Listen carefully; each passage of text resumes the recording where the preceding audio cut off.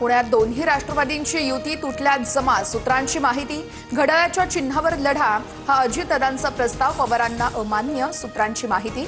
तर पवारांची राष्ट्रवादी महाविकास आघाडीतूनच लढण्याची शक्यता। पिंपरी चिंचवडमध्ये दोन्ही राष्ट्रवादी एकत्र लढणार। अजित पवारांची राष्ट्रवादी पवारांच्या पक्षाला 25 ते 30 जागा देणार, तर 28 जागांवर दोन्ही राष्ट्रवादीचे एकमत झाल्याची सूत्रांची माहिती। मुंबईतील 200 जागांवर भाजप आणि शिंदेंच्या शिवसेनेमध्ये एकमत। उरलेल्या 27 जागांवर आज निर्णय येण्याची शक्यता। महायुतीच्या चौथ्या फेरीच्या बैठकीनंतर अमित साटम यांची माहिती।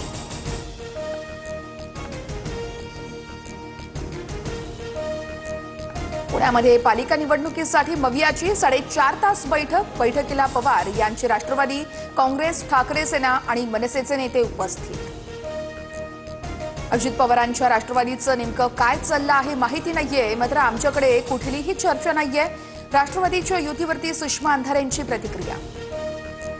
ठाण्यात महायुतीचा फॉर्म्युला ठरेना। भाजप आणि शिवसेनेमध्ये जागा वाटपावरून रस्सीखेच। भाजप वाढीव जागांसाठी आग्रही असल्यानं जागा वाटपाचा तिढा सुटेना। छत्रपती संभाजीनगरमध्ये भाजप सेना युतीचं जागा वाटप जवळपास निश्चित।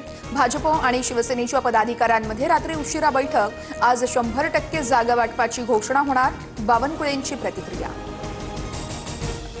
पोलीस संरक्षणाशिवायच उपमुख्यमंत्री अजित पवार अचानक बारामती हॉस्टेलमधून रवाना। अजित पवार नेमके कुठे गेले असा सवाल उपस्थित। चांदीची 2.5 लाखांकडे झेप।